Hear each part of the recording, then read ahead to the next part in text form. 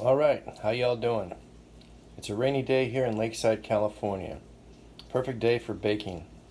So I thought I would go ahead and make a video on how I bake Stollen, the traditional Christmas bread that hails from Germany. Actually, has its origins starting in the city of Dresden, which coincidentally is not too far from where my grandfather grew up. And he was actually a baker himself. So I'm going to start off with some of the parts of the recipe that are going to take a little while to get ready. First thing, raisins.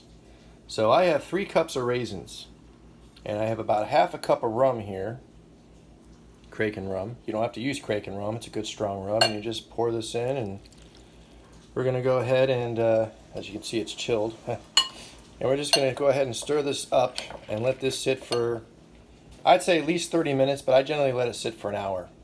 And this is going to sit for longer than an hour. It's going to be the very last thing that I add to the Stollen dough. Next thing that's going to take a while is you have to scald the milk. For the last couple of years, I've sort of cheated and just heated up the milk to activate the yeast, but that doesn't work. You actually have to scald it. And to scald it, just turn it on, put it on medium heat, and I'm going to have to stand here over the stove and stir it every few seconds or so, and look for the bubbles to start to form around the edge here. And just before it looks like it's going to start bubbling or boiling in the center or whatever, just take it off. And then you have to let it cool down until it gets to about 110, 115 degrees. Because if you add yeast to it and it's too hot, you're going to kill it. And then after that, we'll go to the next step. Okay, once your milk has been scalded and cooled off, we're going to go ahead and add it to your bowl that you're going to mix everything in. And in there I have 2.5 cups of flour, could be 2.5, 3, depending. And I have 4.5 teaspoons of yeast, or 2 yeast packets if you're buying the little yeast packets. I always buy yeast in a big bundle. And about 1/2 teaspoon of sugar. I'm just going to pour the milk in. Okay. And you're going to stir it up till it's like the consistency of like pancake batter. This is the sponge. So this is the first part of the dough process. So let's just stir that all up. And once it's all stirred and combined, you're going to cover it up. And I like to let it sit for at least 30 minutes, but you can let it sit for an hour, a couple hours.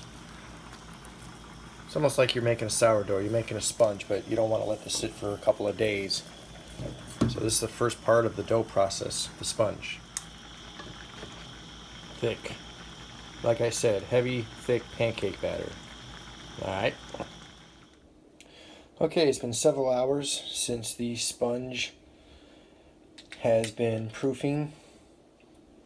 As you can see, it's risen up and it's blistering, and that's exactly what we wanted. I said earlier I usually only wait about 30 minutes to an hour. The reason why I let it go for several hours is I was making candied citron and I burnt it.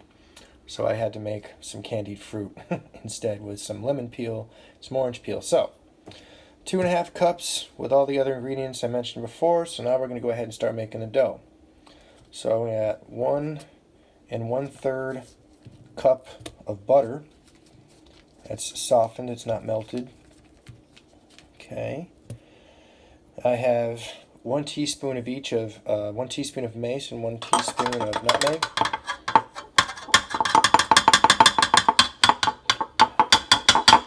Get in there. Okay. I have 4 eggs that have been lightly beaten. Just going to dump that in there. Alright. I've got some zest from a lemon and an orange, so this is about a 1.5 teaspoons of both. Add that. Have some almond extract. We're going to put in About a teaspoon of that. So hold on.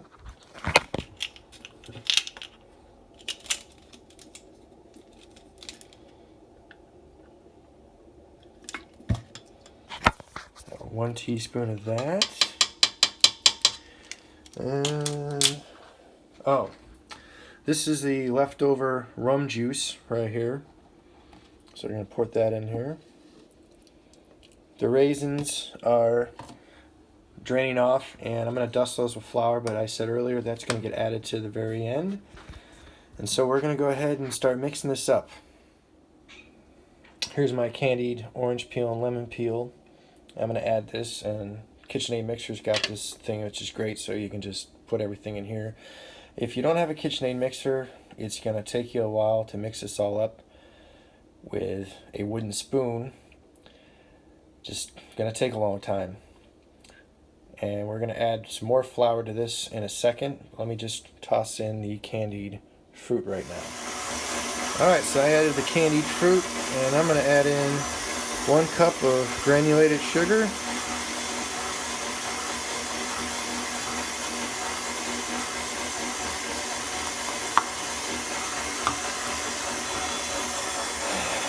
Whether you're using a stand mixer or if you're going to be using it with an old-fashioned wooden spoon, what I like to do is I like to put in additional flour.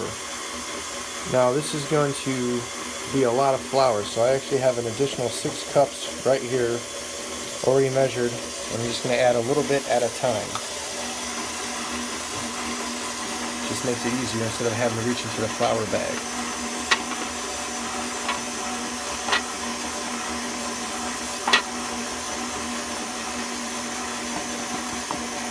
I'm going to go ahead and add these in gradually, and we'll come back and see what they look like after about 2 or 3 cups.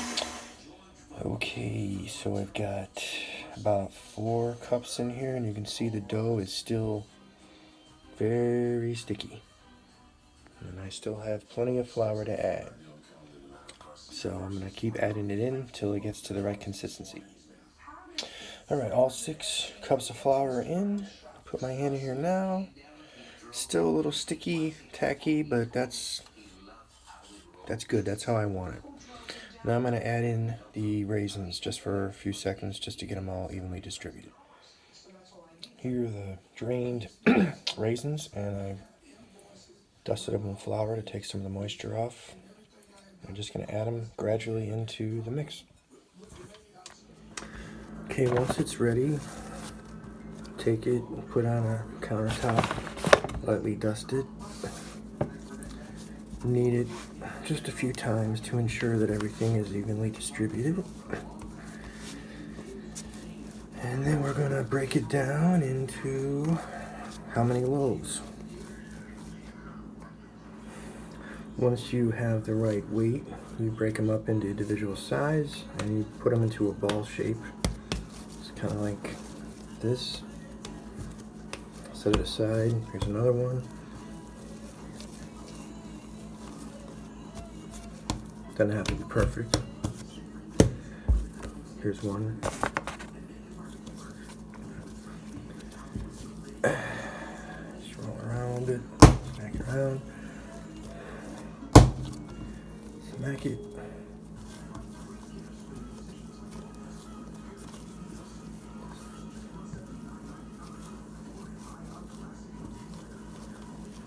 A little raisin.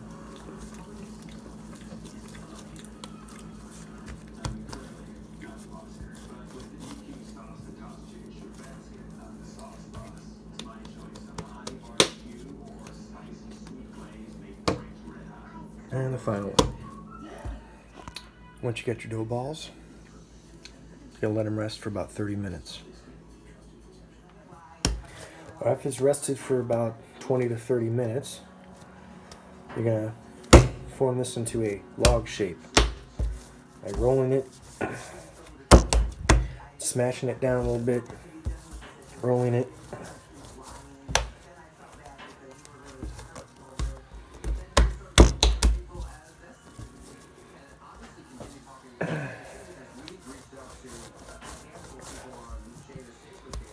Trying to make sure it's even.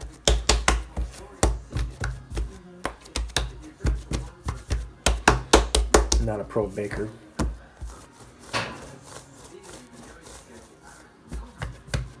That is not right. You do it till it is right. Make it even.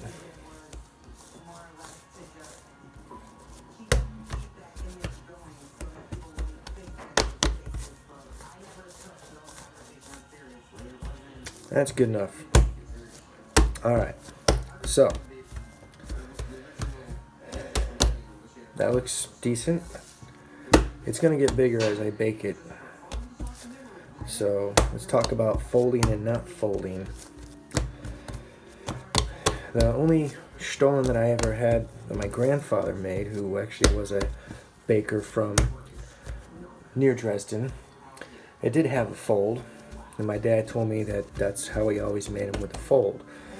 However, in recent years, I've gone on YouTube, and the original Dresdner Stollens at some of the bakeries in Dresden don't do a fold. They basically make into a log, put a slit down the middle, and as it bakes, it expands and it gets larger, and it sort of has a little dip in the center. I made one like that one year, sent it to my dad, and my father actually shared it with some actual Germans, and they said it tasted great, but it didn't have the fold and it didn't look traditional. And I was talking to my dad about that on the phone, and I said, well, I told him about the YouTube videos and the, you know, original Dresdner Backhaus bakeries and all that in Dresden. And anyway, he said, well, my father made it with a fold. I'm like, well, whatever. I'm not going to do a fold in this one. So I'm going to transfer it to a baking sheet with parchment paper for now. And I will put a slit in it before I go ahead and bake it. I'm going to go ahead and continue to make 4 more of those logs. Maybe I will do a couple with a fold. I don't know. I don't have any marzipan. And this is my second batch of Stollen that I've made this Christmas in 2019. The first batch I did make with marzipan, homemade marzipan. There's really not much to it. What the heck, let me go ahead and do one with a fold. I mean, there's dozens of other videos showing you how to fold them and everything.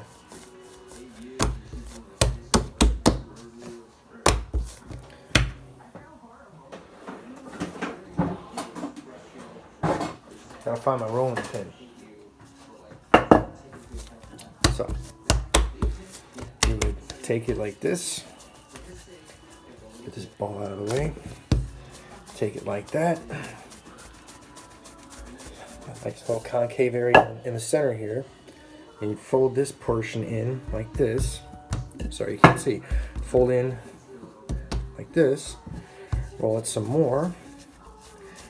And if you did have a log of marzipan, you would put it right about here so it doesn't stick out.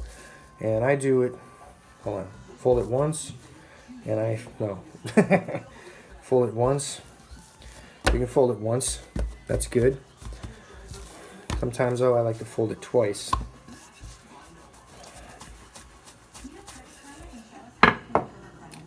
Take a little raisin, like that, boom. And then you can go ahead and dress the edge.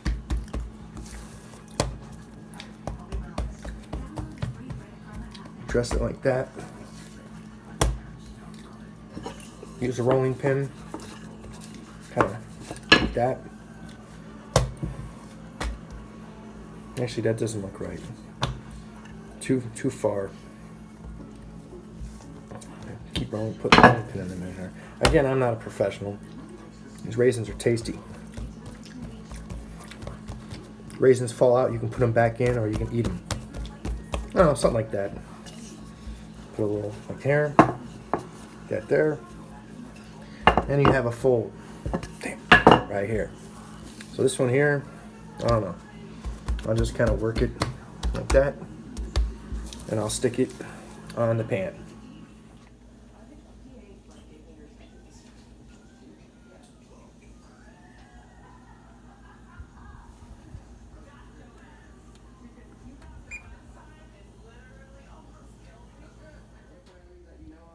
Skipped over this one part. So you put the loaves in the oven at 425 degrees for 10 minutes, and then you reduce the temperature down to 350 degrees. And we're going to set the timer here for about, I'm going to set it for about 40 minutes. It's probably going to take about 45-50 minutes for these things to bake all the way through. But at 40 minutes, I'll check them out until they get to a nice golden brown color. And the way to test to make sure that the Stollen is done is you take a toothpick, or in this case I'm going to use a bamboo skewer, and put it in the center, and when it comes out clean, I'll know it's done. The bread's cooked all the way through. So yeah, so about 40 minutes I'll take a look at these. All right, they're done. So these are the ones with the fold, and these are the ones without the fold. What I did was cut them in that log shape and just put a nice little slit right down the center here, making sure that it was a perfect cut all the way through. And they got a little bigger and they expanded a little bit. And all right, that's it. So I'm gonna let these cool off on a wire rack for a couple minutes, and then I'm gonna start picking off these raisins and candied fruit that got cooked on the outside, because you don't want anybody biting into these. The raisins are burnt, they don't taste good, and the candied fruit also is overcooked and is very, very hard. And I bit down on one of these pieces of candied fruit once a couple years ago, and well, it hurt. All right, okay, so I picked off most of the, there's a couple that I missed, raisins and citrus peel that came to the surface and got overcooked on the outside, which is normal. There's one here I just found. Okay, so got a whole bunch of melted butter, and now you just want to give a nice liberal dosing of melted butter all over the Stollen while they're still warm. Okay, and I don't know, I got about maybe a cup's worth of butter melted. A lot of butter. And again, you do this while they're still warm. And once you get it all done, you want them to completely cool before we add any of the sugar. After the butter or the loaves have completely cooled off, you can see it doesn't really look like they're glistening, but I had it. Oh, there's a little bit right there. I put a lot of butter on these. So I've always heard about this type of vanilla sugar, and this year was the first time I've ever used it. I actually thought it was from Germany, but it's not. It's actually from Canada, and it's artificially flavored. In the past, I've actually made my own vanilla sugar, which is relatively easy to do, but vanilla beans are kind of expensive. Another way you can do it is throw in some sugar, mix it with some pure vanilla extract, and let it dry, and then break it down and crumble it until it's basically sugar again, and use that. But I'm gonna go ahead and sprinkle this on. And if you don't want to use vanilla sugar, you could just use regular old plain cane sugar. All right. Once you have the vanilla sugar on there, we go to confectioner's sugar. Always use a strainer. Use a small one and just put it on, just like that. The reason why you let it cool, you want to get that butter absorbed into the bread. And I've had situations before where I put it on and the butter hasn't completely cooled, and what ends up happening is it's too wet, and the powdered sugar and the granulated sugar sort of crystallize, and it gets clumpy and it can fall off. That's why when I get done with these, wrap them up, I just wrap them in foil and put them in a plastic bag. If I'm eating a Stollen at home, I'll put it in a plastic bag, and it starts to, I don't know, I think just natural moisture from the bread and the butter and whatnot makes it crystallize. But that's only after I've cut it, and I just try to keep it fresh. maybe I won't do that anymore. I'll just cut it and wrap it back up again in foil. Because some people don't like Stollen because they'll say like, oh, it's stale. One of the things that I'm going to do, well, what I'm going to do is once this is done, I'm just going to wrap these in foil, and I'm going to get these in the mail probably within the next couple weeks, because it's still the first week of December. People say they don't like Stollen because it's stale. Well, you're supposed to let the Stollen sit for a couple weeks, 2-3 weeks, a month. That's the ripening process.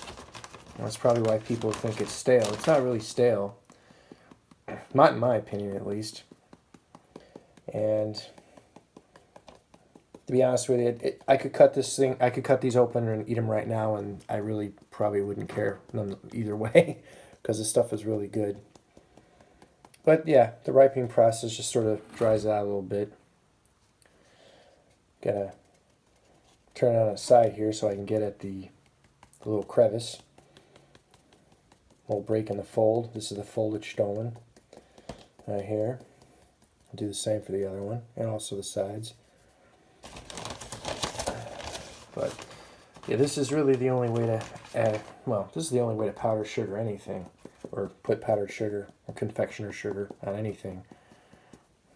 Try spreading it on with your hands, it just doesn't work. I'm going to turn it on this side here, shake it up, get it so it lands nicely. And that's pretty much it. Like I said, these are gonna, I don't know, I'm gonna send these out to some people for the holiday spirit. Yay. And I don't know, one of these or two of these are gonna stay here locally. Maybe an office Christmas party or something. I do this every year. This is how I make Stollen. Look at some of these crevices in here on the, not bad, but yeah.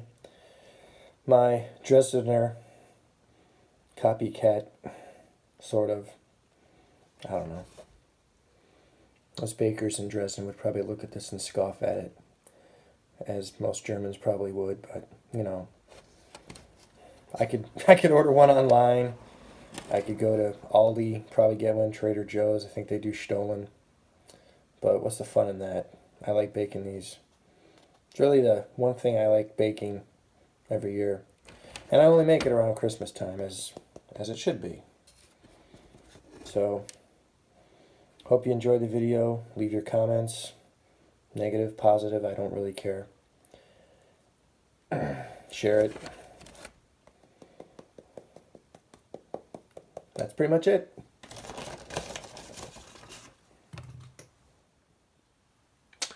Gonna do one more part of the video. See? As I was talking about, the butter. Yeah. But anyway, these are what they look like once I've got all of the sugar on there. The previous video, or part of the video, I was doing it in the dark because one of my lights is going bad and it keeps flashing. But yeah, I'm going to go ahead and touch up this little spot right here. Butter's starting to come through. That's no good. But yeah, this is what they look like, because the other angle just wasn't really showing you what they look like. Not bad. You know, like I said, bakers would laugh at this. Germans would probably go, ugh. But again, I don't care. It's something I like to do. And I send them out and people like him. I've never had any complaints like, hey Kurt, stop sending me Stollen. Hasn't happened yet. So, now I'm going to go ahead and finish this and sign off. So, hope you enjoyed this. Hope you like the recipe. Give it a try. It's fun. All right.